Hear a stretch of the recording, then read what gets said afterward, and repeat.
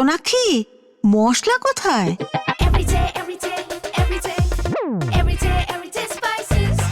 Everyday মশলা, দেশের স্বাদ।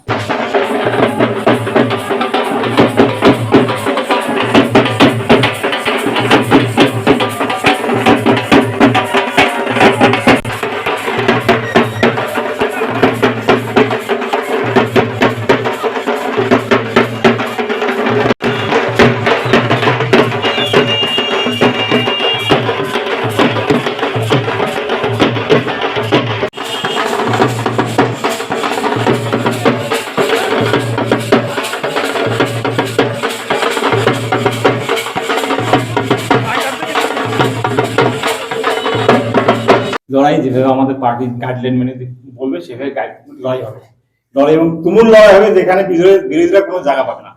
টাকা অন্য অর্থ বলতে প্রভাবশালী হয় না, সাময়িক ওটা হতে পারে কিন্তু দীর্ঘস্থায়ী হয় না। জলপাইগুড়ির জন্য প্রথম প্রায়োরিটি কি থাকবে মানে কাজের ক্ষেত্রে? জলপাইগুড়ি হচ্ছে স্বাধীনতার পর থেকে হচ্ছে জলপাইগুড়ি হচ্ছে ঐতিহ্যবাহী শহর, কালচারাল শহর। সেই শহরে বিগত সরকার এবং বর্তমান সরকার যেভাবে জলপাইগুড়ির মান সম্মান কালচারকে ধূলিসাৎ করেছে, তাকে পুনরুদ্ধার করা মেইন কাজ। কি কি মূলত কাজ হয়নি জলপাইগুড়িতে?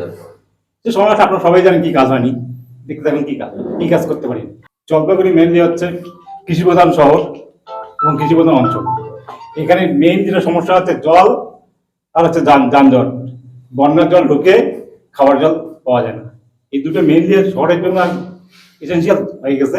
এটা ইমিডিয়েটলি তৈরি করা দরকার। ঠিক আছে, আমি যদি জিততে পারি সবার আশীর্বাদে, প্রথম কাজ মাস্টার প্ল্যান করে এই দুটোকে ঠিক করবো। জলপাইগুড়ি শহরকে যেভাবে ঐতিহ্যশালী শহরে পরিণত করা সেটা করবো। আর মানুষের কাছে কি বার্তা নিয়ে যাবেন প্রচারে? জলপাইগুড়ি উন্নয়ন, বিগত সরকার এবং বর্তমান সরকার জলপাইগুড়ির কোনো উন্নয়ন করেনি, জলপাইগুড়িতে পিছিয়ে দিয়েছে, আরো 100 বছর পিছিয়ে দিয়েছে। সেটাকে এগিয়ে নিয়ে যাওয়ার জন্য আমার লক্ষ্য।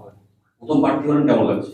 ভালো লাগছে, পার্টি আমাকে বিশ্বাস করেছে, ভরসা করেছে, তার মর্যাদা রাখবো। কতটা আশা করেছিলেন এই যে প্রার্থী তালিকার দৌড়? আশা করছিলাম, আমি যেহেতু দীর্ঘদিন ধরে পলিটিক্স করি, আশা তো করতেই পারি, আশা সবার থাকবে।